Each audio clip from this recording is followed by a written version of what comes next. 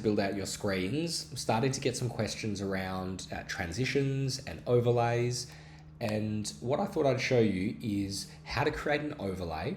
So when you want to have, say, a pop-up box that fans from the bottom of your screen, or if you've got a hamburger menu, you want a drawer that slides out from the left-hand side, how can you do that without having to copy paste? Looking at this example here, without having to copy and paste multiple variations of your canvases with new components that sit on them, because when you actually prototype them together, they kind of look a little bit hacky.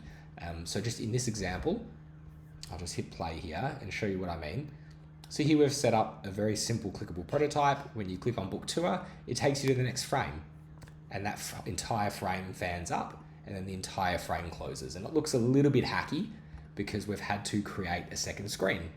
And the same thing goes if you're creating a hamburger menu. We don't want you to have to keep creating multiple versions of screens for components. What we'd rather do is, within this example on the right-hand side, just create the overlay and rig up your prototype so that your overlay is nice and clean. I'll show you what I mean. So if I click on this view and hit prototype, and I'll wait for my Figma to load, and I'll show you how we're gonna go through this. So when I hit my CTA, see how everything in the background stays and it just fans up nicely, and the background color changes with the opacity.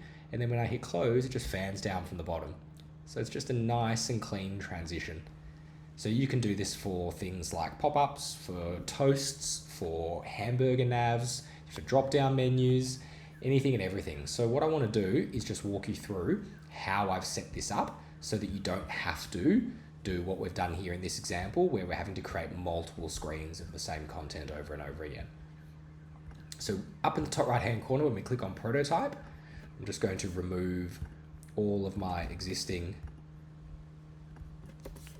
prototypes. So we're starting from scratch. Okay. So what we're going to do, we've got prototype selected. I'm going to zoom in. I've got auto layout set up. So I guess that's the important thing, is with our component, make sure we've got auto layout set up on our component so that we know that we're grabbing a container as opposed to just free content. Hit prototype, top right-hand corner. I'm going to double click, and now it's grabbing this view. I'm going to double click again until I can see my CTA selected in blue. I'm going to click on the plus icon, and I'm going to click and drag, and it is going to hit my overlay. Now, these are the default options that are appearing on my screen, my interaction. So what this is doing is this is saying on click. So I'm going to click on here just to show you some options. You've got on click, on drag, while hovering, while pressing, mouse enter, mouse leave, mouse up, mouse down, and after delay. So depending on what it is that you're trying to do, you've got all these options available for you. I'm going to leave it as on click. And for my action, I actually don't want to navigate to. So navigate to is essentially telling Figma, when you click on this button, go to another canvas, but I don't want to do that. I'm going to click on here, and you've got all these different options. But here I'm going to go to open overlay. And then when I select open overlay, I'm going to select my position. So I want this to appear from the bottom of my screen. So I'm going to make sure it's set to bottom center. Again, if you're doing, say, a hamburger nav, you can have it going from the left, you can have it coming from the right, however you like. You can also have this option, close when clicking outside. So I might actually turn that on.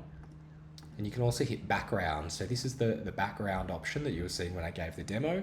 And you can change the see-through. So I might set that at 85%. And you can choose an animation. So I can set it to move in, and that's where I can choose my direction. So this is where, if you've got a hamburger menu, it's great for toast that pop in. I can go from the top, I'm going to go from the bottom. And the curve, we're going to leave it as easy, and I quite like that transition. And you can set the duration as well. So I'm going to click away. So we can see now, where we've got prototype selected, we've got this blue line. Now what I want to do is I want to close this overlay when a user clicks on the close button as well. So remember, because we selected this option, close when clicking outside, so you can click above it, but I also want to give the option for a user to be able to click on this particular button. So I'm going to double click into my auto layout. What's going on here? There we go. I don't know why that happened. Double click again. Okay. I'm going to drag this over, same as before, back the other way. On click, we're going to change navigate to, and we're just going to set it to close overlay. Okay, and the action is close, trigger is on click, and I'm just going to hit close. Okay. Now, if we hit, I guess, checkout, and this button on the top right-hand corner, present. Gonna wait for Figma to load. Now, if I click on my book tour button, we see a nice fan in, and it's a bit darker this time because we've got that set to 85% see-through. I can actually click up here and it closes because remember I ticked that box, or I can click the close. So that's how you create an overlay. It's really great for when you're creating your clickable prototypes. It just makes it a little bit less gnarly and a little bit cleaner and easy to use.